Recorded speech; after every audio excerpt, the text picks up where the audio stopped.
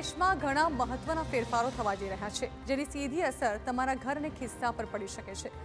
સૌથી પહેલા oil marketing કંપનીઓ એલપીજી સિલિન્ડરના નવા ભાવ જાહેર કરશે। સાથે જ એલપીજી કેવાયસી માટે 31 ઓગસ્ટ સુધીની ડેડલાઇન છે, એટલે કે જો સમયસર કેવાયસી નહીં કરાવો તો મુશ્કેલી થઈ શકે છે। બીજી તરફ એટીએફ એટલે કે હવાઈ ઈંધણના ભાવમાં પણ ફેરફારની અસર હવાઈ મુસાફરીના ખર્ચ પર પડી શકે છે, જ્યારે સીએનજી અને પીએનજીના ભાવમાં પણ ફેરફાર શક્ય છે। કાર ખરીદનારાઓ માટે પણ ઝટકો છે। ટાટા મોટર્સની કાર અને એસયુવીની કિંમતમાં 1 સપ્ટેમ્બરથી ₹25,000 સુધીનો વધારો થઈ શકે છે।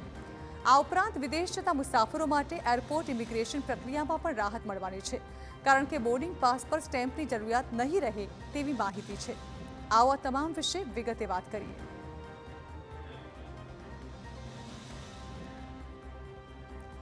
તો હવે 1 સપ્ટેમ્બરથી કયા નવા મોટા ફેરફારની જાહેરાત કરવામાં આવી છે તેના વિશે વાત કરીએ તો સૌથી પહેલા ગૃહિણીઓના બજેટ પર તેની અસર પડશે, કારણ કે 1 સપ્ટેમ્બરથી હવે એલપીજીના ભાવ પણ બદલાશે। 1 સપ્ટેમ્બરથી ઘરેલું અને કમર્શિયલ એલપીજીના નવા ભાવ જાહેર થશે। સાથે એલપીજી કેવાયસી પણ હવે જરૂરી બની જશે, જે તમારે આ મહિનાની અંદર જ કરાવી લેવાનું છે, એટલે કે 31 ઓગસ્ટ સુધી કેવાયસી નહીં કરો તો હવેથી એલપીજી મેળવવામાં સપ્ટેમ્બરમાંથી મુશ્કેલી પડશે। તો ત્યારબાદ વાત કરવામાં આવે એટીએફ, સીએનજી, પીએનજીના ભાવમાં પણ વધારો થઈ શકે છે। હવાઈ ઈંધણ સાથે સીએનજી અને પીએનજીના ભાવમાં પણ ફેરફાર જે છે તેની શક્યતાઓ દેખાઈ રહી છે। ટાટાની કાર પણ મોંઘી થવાની સંભાવનાઓ છે। ટાટાની કાર અને એસયુવીની કિંમતમાં ₹25,000 સુધીનો વધારો થઈ શકે તેવી પણ સંભાવનાઓ છે।